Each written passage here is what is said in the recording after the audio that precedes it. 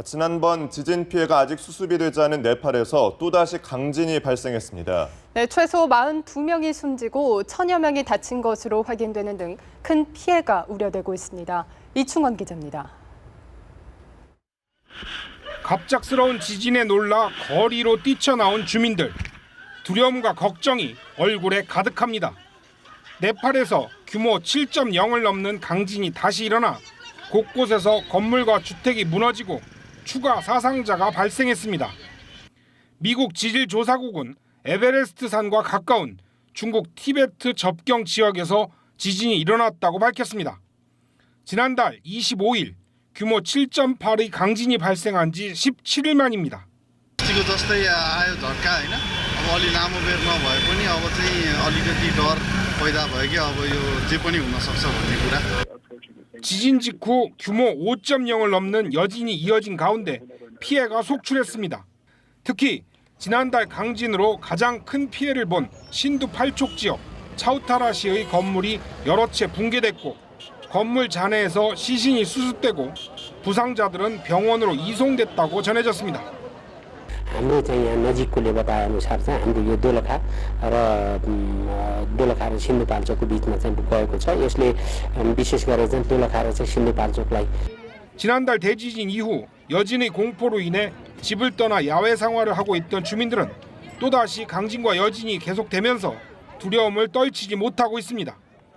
통신 두절 등으로 정확한 피해 상황의 파악이 이루어지지 않고 있지만 지난달 강진을 가까스로 버틴 건물의 기반이 취약해진 상태여서 추가 인명 피해가 우려되고 있습니다. 연합뉴스 이충원입니다. 한편 네팔에서 지진 구호 활동을 하던 미국 해병대 소속 헬기가 실종됐다고 관리들이 밝혔습니다. 이 헬기에는 미 해병대 대원 6명과 네팔 군인 2명 등 총 8명이 탑승한 것으로 전해졌습니다.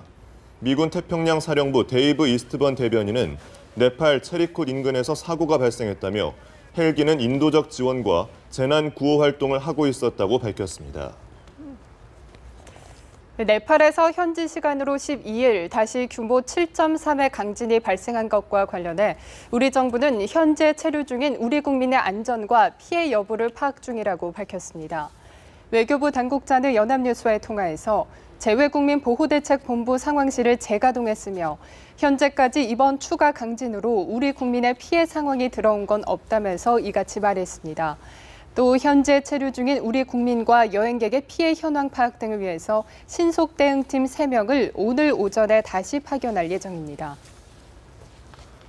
네, 조금 전 들어온 소식인데요. 오늘 오전 6시 13분쯤 일본 도호쿠 지역에서 규모 6.6의 강진이 발생했습니다. NHK에 의하면 이 강진으로 이와테현 등 일부 지역에서 진도 5의 흔들림이 감지됐다고 하는데요.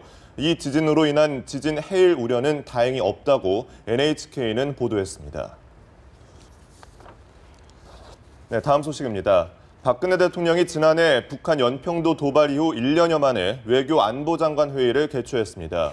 네, 북한이 도발할 경우에는 단호하게 응징할 것을 지시하고 미사일 위협에 대한 대응책 마련에 최선을 다할 것을 당부했습니다. 김혜영 기자가 보도합니다. 박근혜 대통령이 북한의 잠수함 발사 탄도미사일, SLBM 사출 시험 등에 대한 대응 방안을 논의하기 위해 외교안보 장관회의를 주재했습니다. 북한 연평도 도발 이후 1년여 만에 열린 회의에는 이병기 대통령 비서실장과 김관진 국가안보실장을 비롯해 외교안보 핵심 참모진이 참석했습니다. 박 대통령은 북한의 서해상 위협에 대해 우리 군의 철저한 대비 태세와 적극적인 대응 방침을 지시했습니다.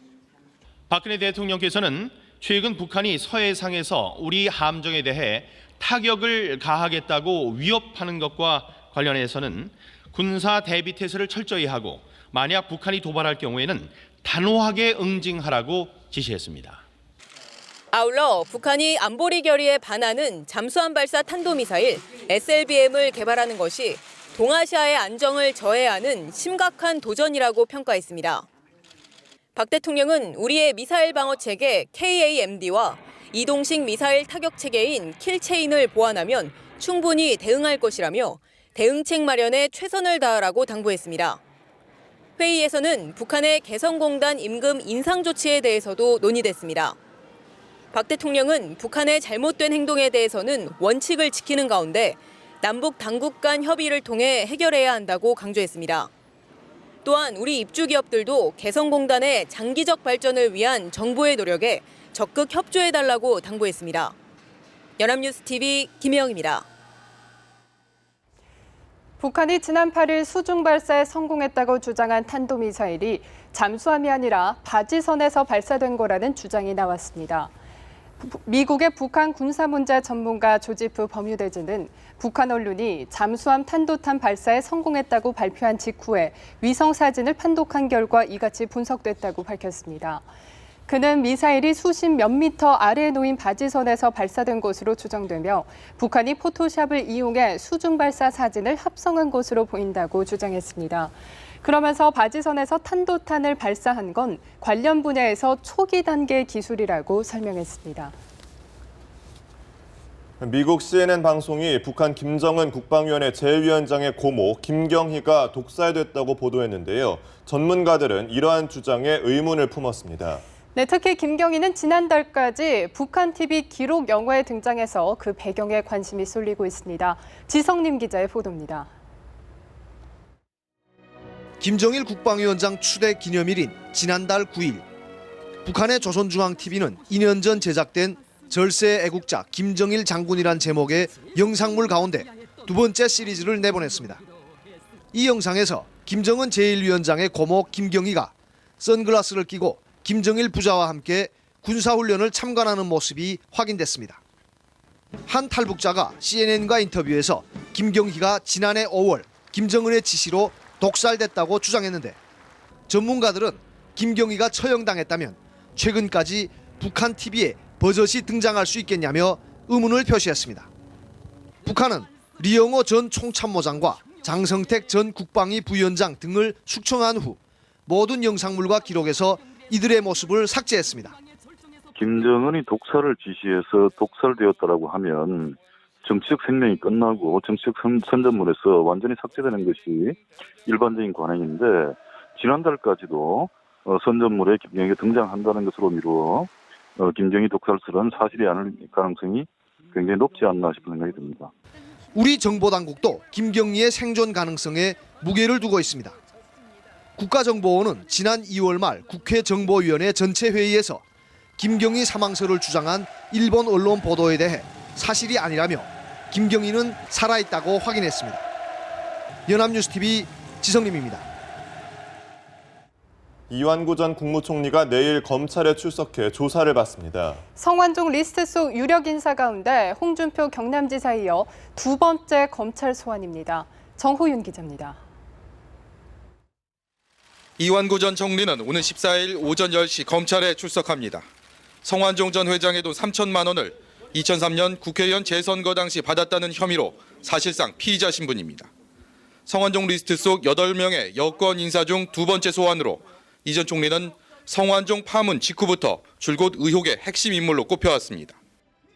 이완구도 지난번에 그 보궐선거 했지 않습니까? 선거 사무소 거기 가서 가서 내가 한 한나절 정도 거기 있으면서 내가 이 양반한테도 한 3천만 원 주고. 이 전 총리는 강하게 손살에 치며 벼랑 끝 발언도 서슴지 않았습니다. 만약 이완구가 망인으로부터 돈을 받은 증거가 나오면 제 목숨을 내놓겠습니다.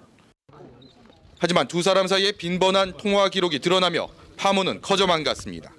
결국 지난달 27일 총리직에서 물러나며 사실상 최단명 총리라는 불명예를 안았고 사퇴 17일 만에 검찰 조사실에 앉게 됐습니다.